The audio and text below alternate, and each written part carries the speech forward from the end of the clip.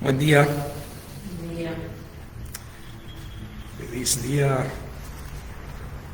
los padres y a aquellos que tengan padres o que tenían padres, creo que se incluyen todos, ¿no? Gracias a Dios que a pesar de las faltas y las imperfecciones que tenemos como padres y que tenían nuestros padres, que podemos enfocarnos primeramente en Dios, que es el Padre perfecto. En cada punto en que fallamos como padres, Él cumple, Él es fiel. Y obviamente estamos muy agradecidos por los padres que Dios nos dio. Y bueno, es un día de frío, así que sí, aprovechen del agua caliente. También tengo 2 camperas extras ahí que traje por las dudas. Galletitas. Volvemos hoy, digo volvemos porque, bueno, hace varios meses quizás que estuvimos en Hebreos. Vamos a volver hoy a Hebreos, no a Eclesiastés, sino a Hebreos. Y vamos a estar leyendo y meditando un poco en capítulo 2, Hebreos capítulo 2.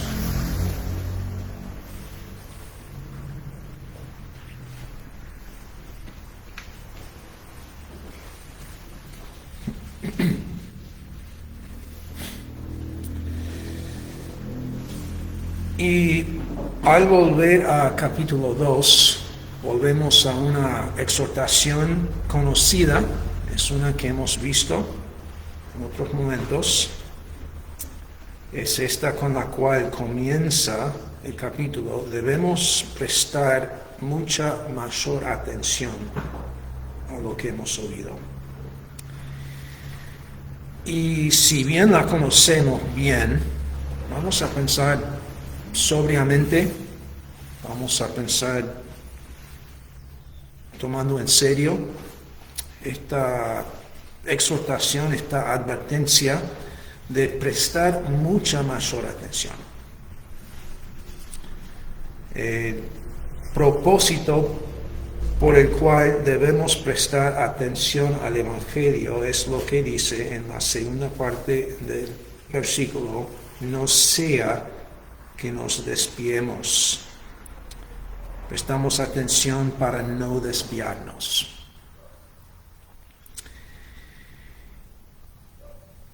No queremos desviarnos de Cristo, del Evangelio, así que prestemos atención al Evangelio y ahora prestemos atención a este pasaje.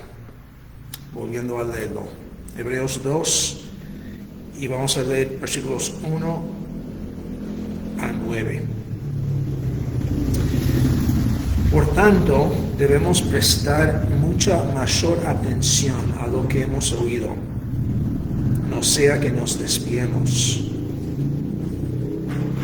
Porque si la palabra hablada por medio de ángeles resultó ser inmutable, y toda transgresión y desobediencia recibió una justa retribución, entonces, ¿cómo escaparemos nosotros si descuidamos una salvación tan grande? La cual, después que fue anunciada primeramente por medio del Señor, nos fue confirmada por los que la oyeron. Dios testificó junto con ellos, tanto por señales como por prodigios y por diversos milagros, y por dones repartidos del Espíritu Santo según su propia voluntad. Porque no sujetó a los ángeles el mundo venidero, acerca del cual estamos hablando. Pero uno ha testificado en un lugar de las Escrituras, diciendo: ¿qué es el hombre para que tú te acuerdes de él? o el Hijo del Hombre para que te intereses en él. Lo has hecho un poco inferior a los ángeles. Lo has coronado de gloria y honor. Y lo has puesto sobre todas las obras de tus manos. Lo has puesto sobre las obras de tus manos. Todo lo has sujetado bajo sus pies.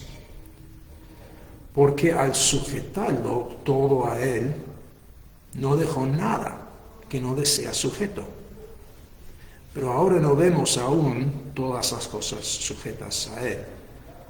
Pero vemos a aquel que fue hecho un poco inferior a los ángeles, es decir, a Jesús, coronado de gloria y honor, a causa del padecimiento de la muerte, para que, por la gracia de Dios, probara la muerte por todos. Padre, pedimos que nos enseñes y que a través de lo que vemos en tu palabra, que nos cambies y que vivamos de manera apropiada a la luz de estas verdades.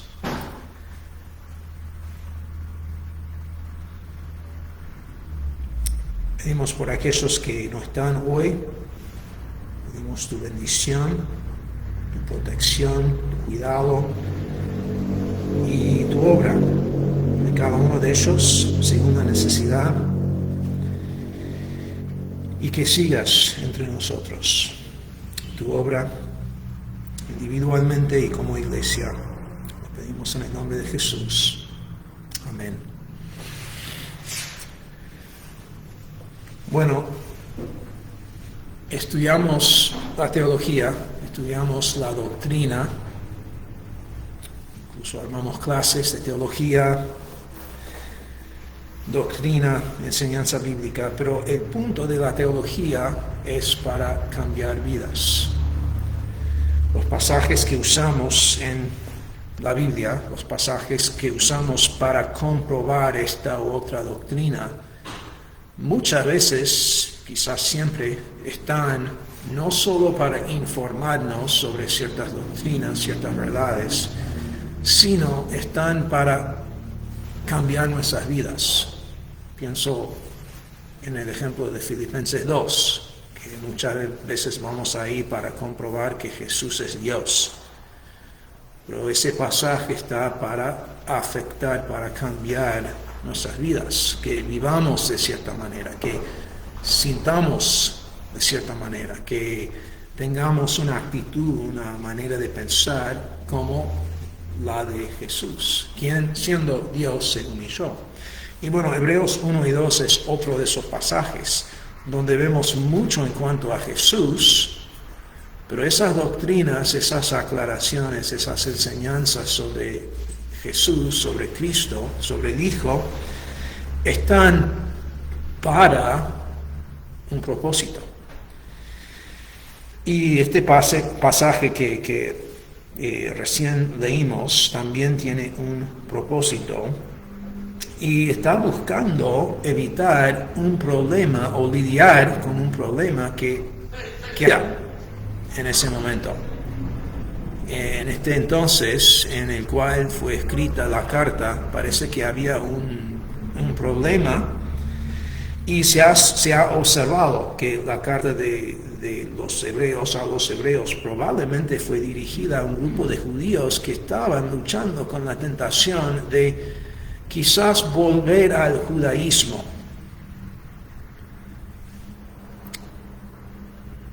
El judaísmo consistía en todo el sistema de sacrificios, la ley de Moisés, Pentateuco, obviamente los profetas y también otras tradiciones que se habían agregado.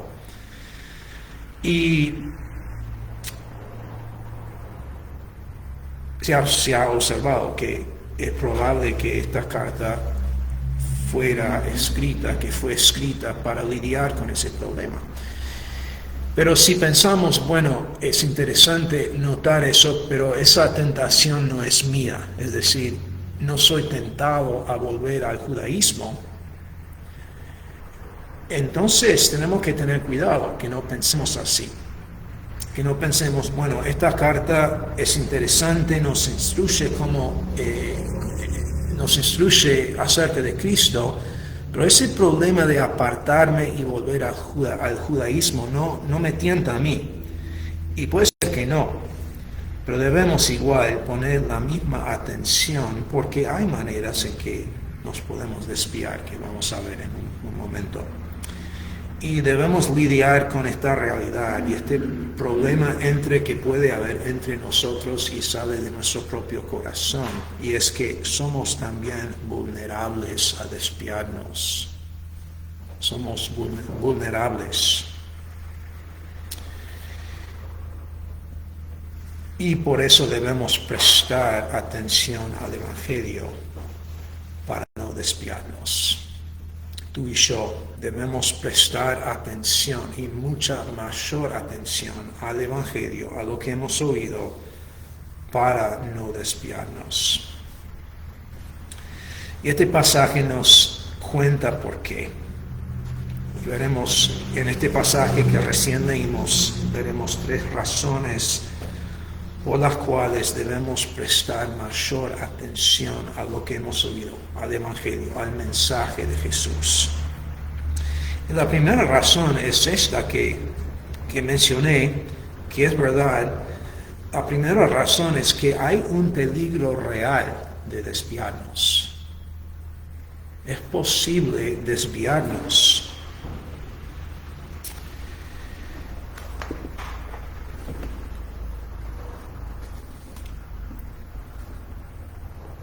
Y creo que debemos tomar en serio esta posibilidad. Y si decimos, bueno, no soy tentado a hacerme judío, debemos recordar que aquellos que volvían o que estaban siendo tentados a volver al judaísmo, no simplemente volvían a un sistema de tradición antibíblica. Tenían sus tradiciones, sí, agregadas a la Biblia, pero aquellos que volvían al sistema del judaísmo volvían a la enseñanza de Dios mismo, la revelación de Dios mismo que se contiene en los primeros 39 libros de nuestra Biblia. Es decir, toda esa enseñanza era revelación de Dios. Es decir, aquellos que volvían al judaísmo, más allá de sus tradiciones, estaban volviendo a algo que era en su momento y hasta cierto punto, y dentro de sus limitaciones, un sistema verdadero. Volvían, en efecto, al Antiguo Testamento. Es decir, si somos tentados a desviarnos, a prestar atención en otra cosa que no sea el Evangelio, la tentación que sí experimentamos tiene menor validez que el sistema del Antiguo Testamento. Aquellos judíos que volvían al sistema que Dios había puesto, que sigue teniendo aplicación para nosotros, que sigue siendo verdad. El Antiguo Testamento sigue siendo nuestra escritura. Obviamente apuntaba a Cristo, y ahí estaba el problema, que volviendo estaban, o por lo menos estaba ese peligro de rechazar a Cristo. Bueno, un peligro real.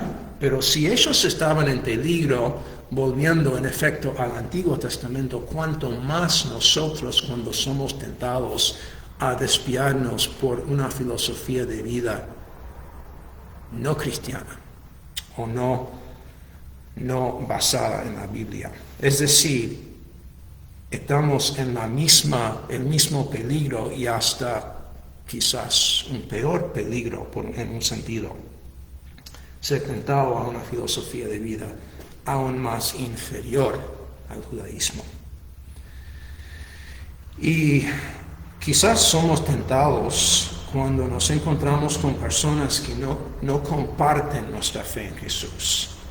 Y puede pasar que en ciertos ámbitos conocemos a otras personas que no son cristianos, pero a veces, a pesar de no creer en Cristo, quizás ni creen en Dios, a veces pueden parecer tan amables y en ciertas maneras viven, podemos decir, mejor que los cristianos que conocemos. Puede pasar que conozcamos a gente, no son cristianos, no creen en Jesús, pero son tan lindos, exitosos, amables, tratan bien a la gente y pensamos en nuestra casa, es decir, nuestra gente.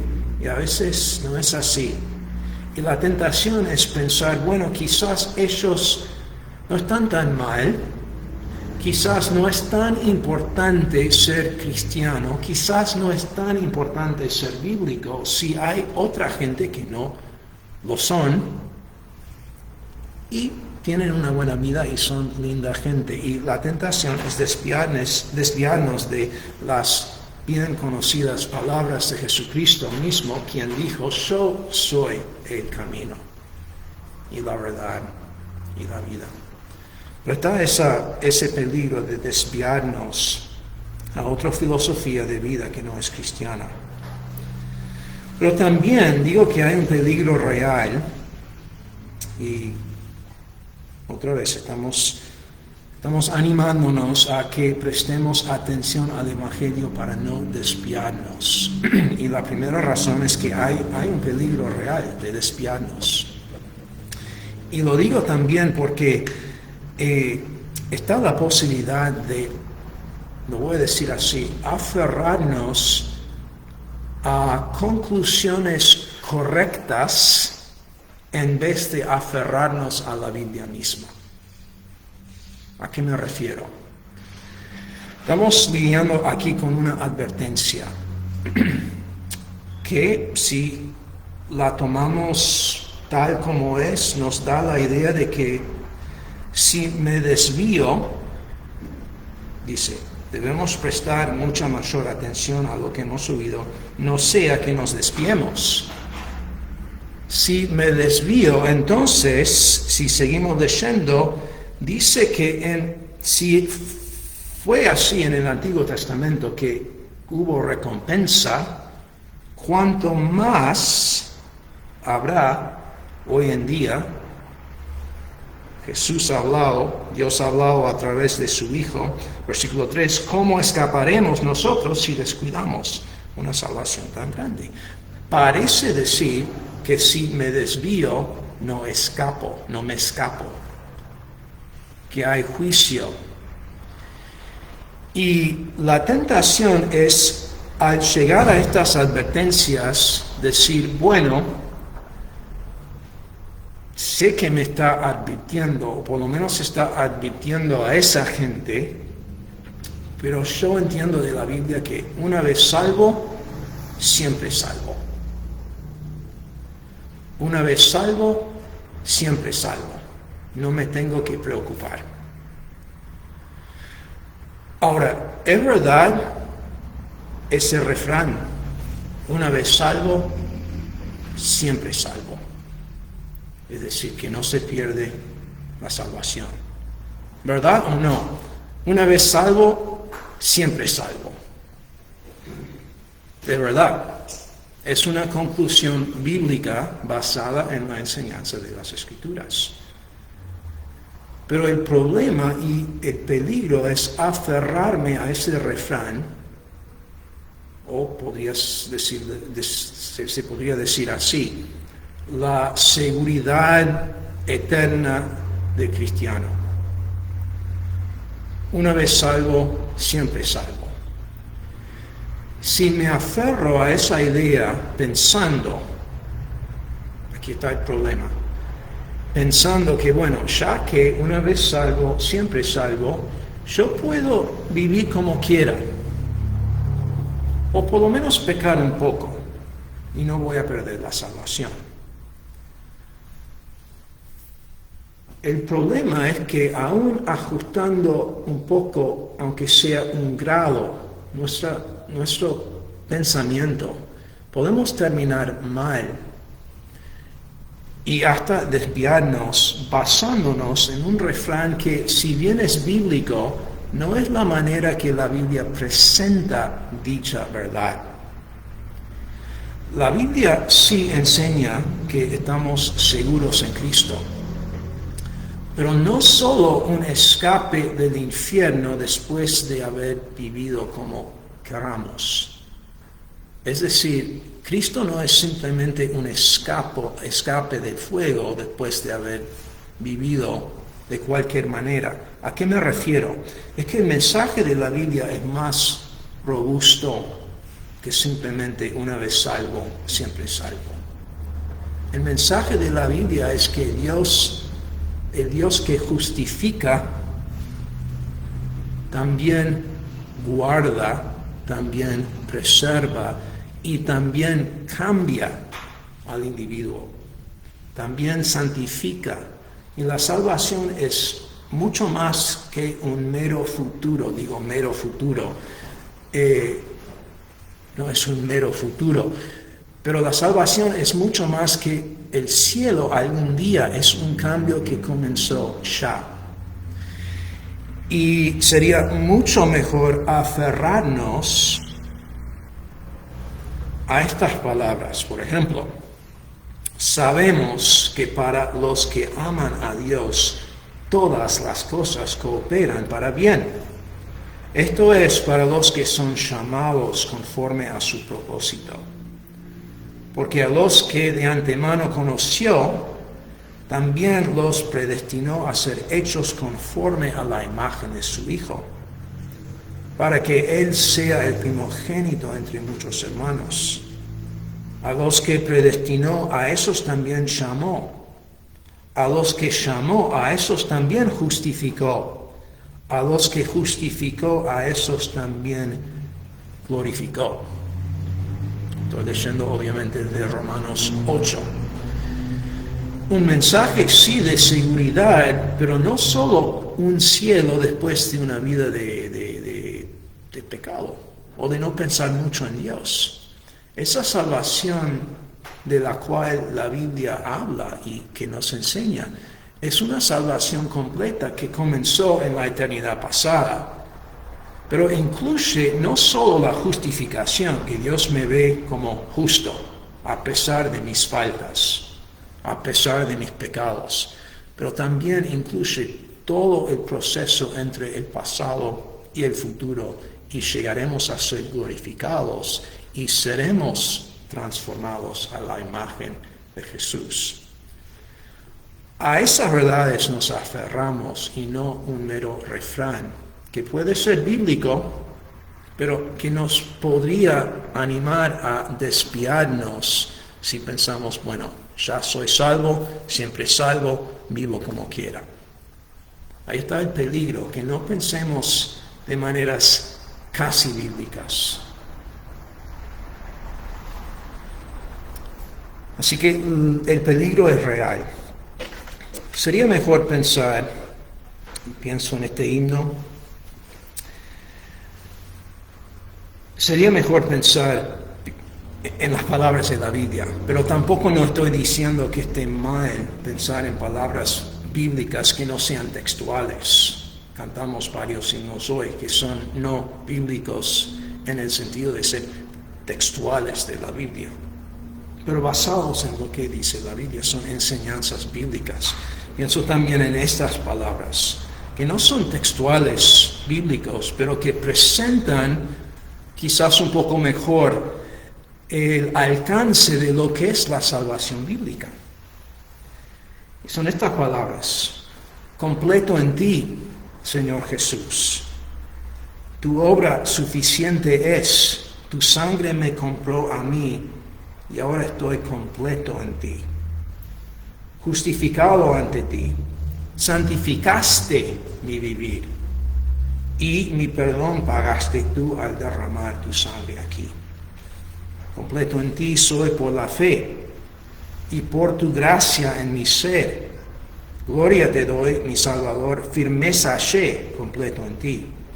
Completo en ti todo me das, y nada bueno negarás. Desde que tú eres mi porción, no pido más, completo en ti.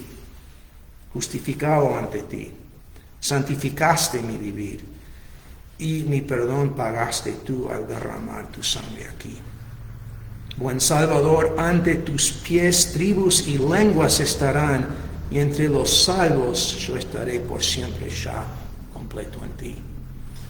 Una salvación que abarca no solo la justificación, no solo el perdón de pecados, sino un cambio de vida y que se deleita en Cristo mismo y en el hecho de que Él reinará sobre todo.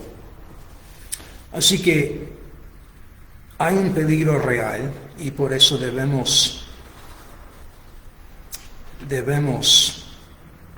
prestar más atención al Evangelio para que no nos desviemos. La segunda razón es lo que ya recién vimos y hemos pasado tiempo en esta razón en otros momentos, pero es lo que dice en versículos 2 a 4 en realidad.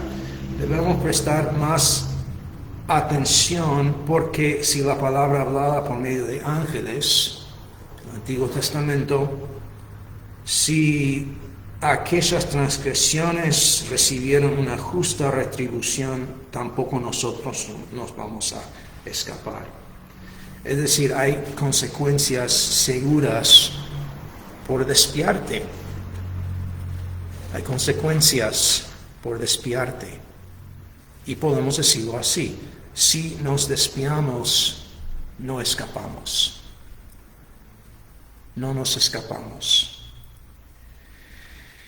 Y si esa advertencia parece ir y estar en conflicto con esas palabras de seguridad que recién leímos, tanto del himno completo en ti como Romanos 8, y vamos a preguntarnos, ¿cómo puede ser así?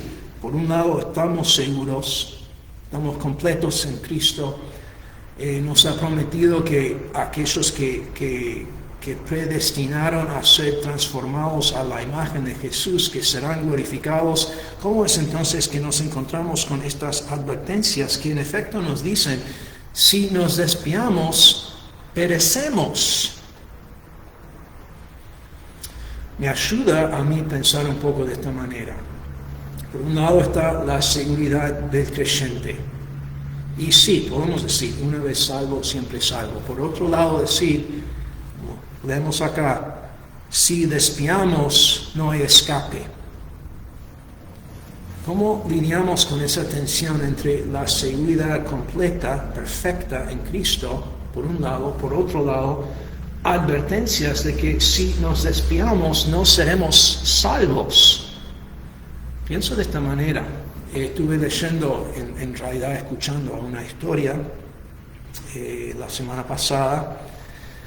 A veces haciendo una cosa uno puede escuchar, en este caso fue una historia corta, secular, no cristiana. Pero parte de esa historia tenía que ver con el hecho de que esta persona sobre la cual trató la historia, esta persona estaba sentado al lado de un fogón. Una persona débil que no podía salir por su propia cuenta. Estaba ahí solo, al lado del fogón, con una cantidad limitada de leña. Y él sabía que después de que se acabara la leña, que él iba a morir, porque estaba en una situación de bajas, extremadamente bajas temperaturas. Estaba en el norte del Ártico, y sin ese fuego no había vida.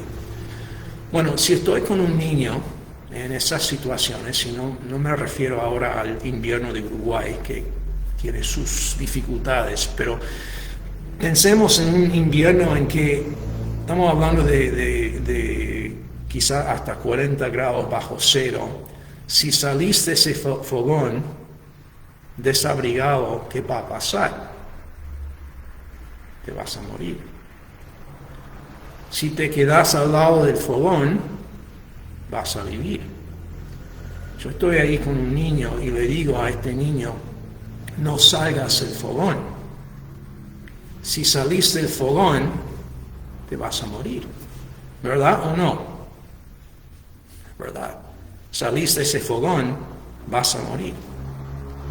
Por otro lado, yo me he comprometido, estoy encargado de ese niño, y del padre, de mi hijo, vamos a decir. Me he comprometido con mi hijo que lo voy a cuidar, que mientras esté bajo mi cuidado no va a morir. Hay algo de tensión ahí. Por un lado, he hecho hasta un pacto con mi hijo, no vas a morir, te voy a cuidar. Me comprometo de que vas a estar bien conmigo, pero no salgas del fogón. Si salís del fogón, te morís. Vamos a cambiar un poco la imagen. Ese mismo niño no quiere comer. Yo me he comprometido con ese niño que va a vivir. Si está bajo mi techo, va a vivir. Te prometo, te cuido, pero si no comes, morirás. Algo de tensión ahí. Es verdad, ¿no? Si no come, muere. Por otro lado, me he comprometido que no va a morir. Bueno, como padre puedo fallar, pero Dios no falla. Dios puede, y lo hace, entrar en pacto con sus hijos diciendo, estás seguro, pero no salgas del fogón. Estás seguro, pero hay que comer. Si no comes, morirás. Y ambas declaraciones son verdades. Y lo entiendo de esta manera, que Dios, habiendo comprometido con nosotros a guardarnos, a mantenernos hasta la eternidad, no digo la única, pero una de las maneras que Dios nos guarda es a través de estas advertencias. Es verdad que una vez salvo, siempre salvo, pero Dios nos va a preservar en parte a través de estas advertencias que son verdades. Si me desvío, el fin de ese camino es no vida, sino muerte. Y no es que vivamos en miedo de perder la salvación, al contrario, pero sí debemos tener cierto miedo de desviarnos, porque ese es el camino, no de la vida, sino de la muerte. Y hay consecuencias seguras por desviarnos. Así que no lo hagamos. Espero que quede claro. Una vez salvo, siempre salvo. Pero hay que comer. Y vamos a tomar en serio estos avisos. No porque podríamos perder la salvación, pero Dios quiere animarnos y hasta advertirnos a prestar atención al Evangelio para no desviarnos. Bueno, hay una tercera razón, y esta razón merece un poco más tiempo. Así que creo que la voy a mencionar y quizás Dios mediante podemos volver a esta idea. Pero debemos prestar mucha mayor atención a lo que hemos oído para no desviarnos, no solo porque hay un peligro real, tampoco no solo porque hay consecuencias,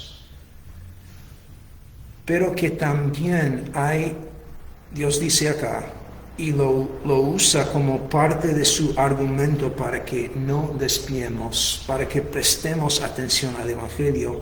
Y es esta verdad muy interesante y hasta maravillosa, animadora, fascinante, y es que el mundo venidero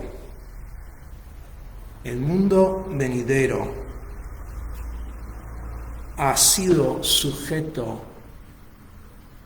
al hombre. al hombre.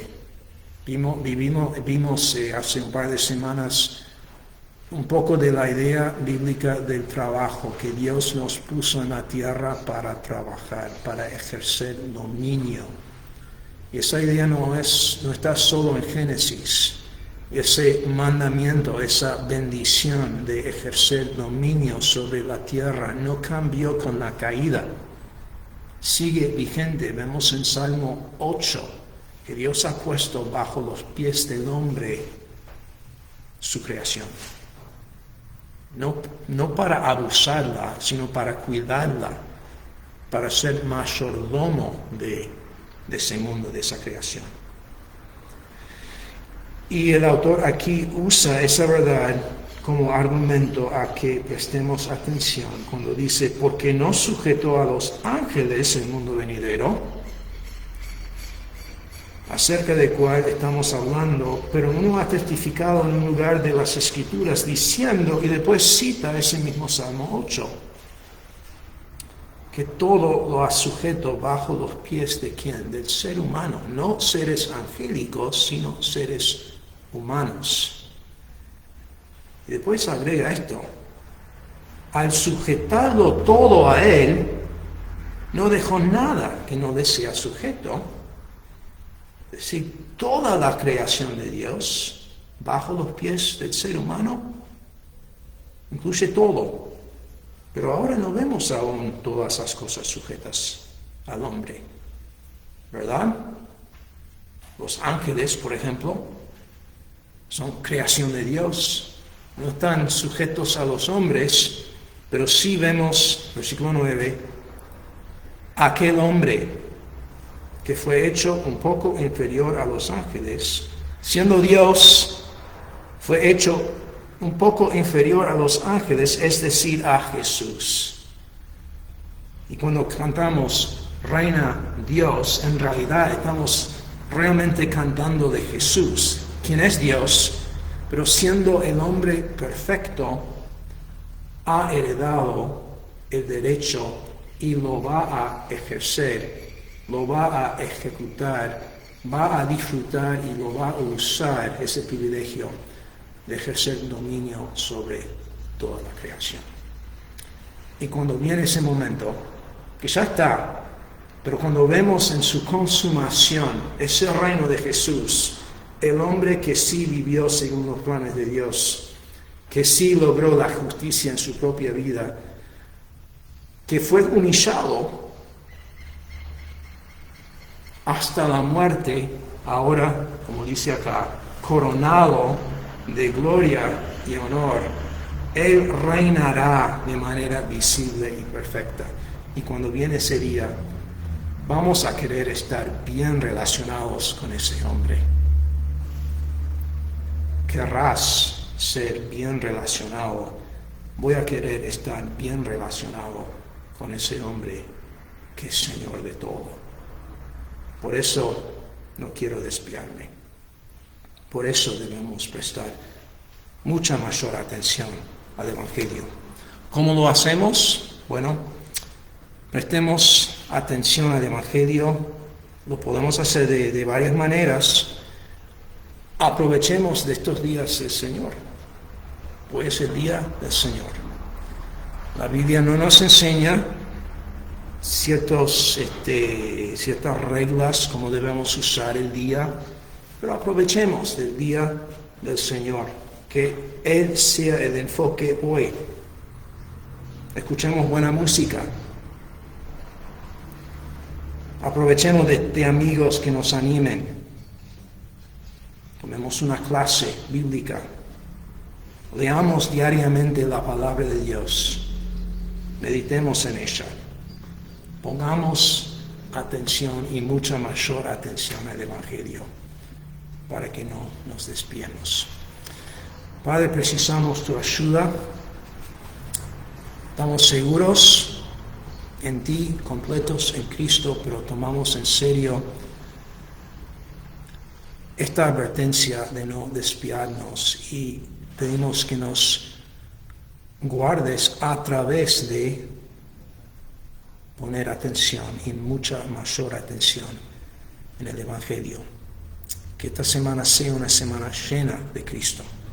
Lo pedimos en el nombre de Él. Amén.